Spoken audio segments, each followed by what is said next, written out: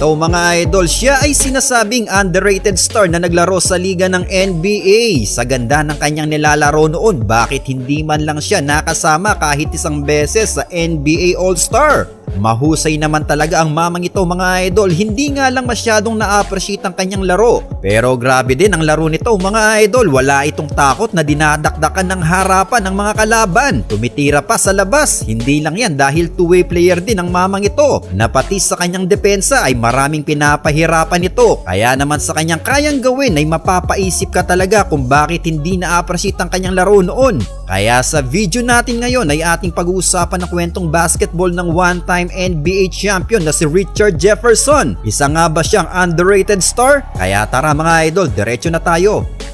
2001 NBA draft nang pumasok ang 6'7" forward na si Richard Jefferson sa liga ng NBA. Pinili siya ng Houston Rockets noon bilang 13th overall pick, pero hindi ito nakatuntong man lang sa Houston mga idol dahil trinade din siya agad papuntang New Jersey Nets. Well, at first ay nalungkot itong si Jefferson sa pagkakatrade sa kanya, pero noong nabalitaan niya na na-trade din si Jason Kidd papuntang New Jersey Nets, kaya bumaliktad ang emosyon nito at nanaig na sa kanya ang pananabik mga idol. Well, dahil rookie at kompleto ang piyesa ng Nets noon ay coming off the bench ang naging role ni Jefferson sa koponan until dumating ang pagkakataon niya para magpasiklab. Na-injury kasi noon ng kanilang starting small forward na si Kate Van Horn, kaya siya ang pinalit sa posisyon nito. Nagpakitang gilas ito sa kanyang defensive skills at all-around ability noon mga idol. Umaverage siya sa kanyang unang season ng 9.4 points per game. Napakaganda pa ng tinakbo ng kanilang regular season noon. Actually mga idol, sa pagkakadagdag nga ni Jason Kidd sa Nets noon ay nakabuka agad ng magandang chemistry ang mga player. Sa kombinasyon ni Kenyon Martin at Jason Kidd at sa tulong na rin ni Jefferson ay nanguna sila sa Eastern Conference noon na may 52 wins record. Hindi lang sa regular season sila naging pader dahil ultimo sa postseason game ay naging unbeatable sila. Sa round 1 pa lang ng playoffs kontra sa Hornets ay napakaganda na ng nilalaro ni Jefferson mga idol. Tinaob nila ang Hornets hanggang makarating sila sa Eastern Conference Finals na makakaharap ang third seeded team noon ng Boston Celtics. Grabe ang nilaro dito ng rookie mga idol, nang posterize pa sa laban nilang yun. Well, nanalo nga ang New Jersey Nets noon at nakapag-advance sa NBA Finals. Ang lupit lang mga idol,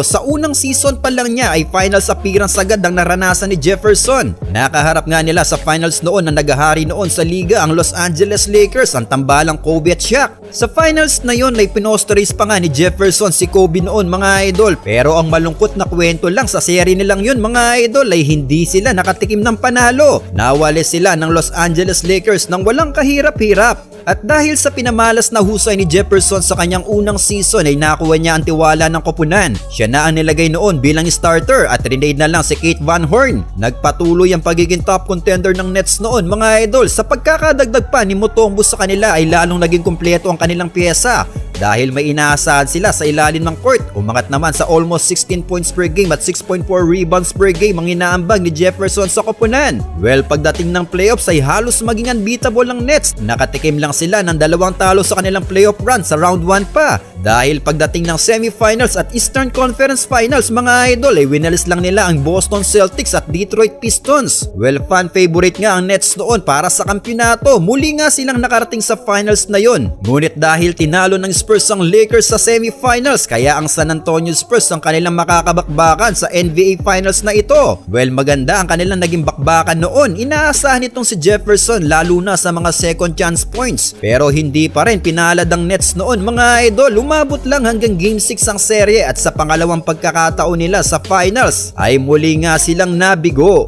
Sa kanyang first 2 seasons ng kanyang karera ay magkasunod na finals appearance agad ang naranasan ni Jefferson. Kaya kahit natalo sila ng 2 NBA Finals ay bitbit niya ang karanasan na yun. Umabot ng 7 seasons ang tinagal ni Jefferson sa koponan ng New Jersey Nets, pero hindi na muli pang nakabalik sa NBA Finals noon ng Nets mga idol. Pero kung papansinin natin ang kanyang stats sa remaining season niya sa Nets ay masasabi nating mas lalong gumaganda at tumataas ang kanyang mga stats. Dito pa lang mga idol ay pwede na talaga siyang isama sa NBA All-Star selection, pero hindi nga nangyari yun. Kaya kayo na ang humusga kung talagang underrated nga itong si Richard Jefferson.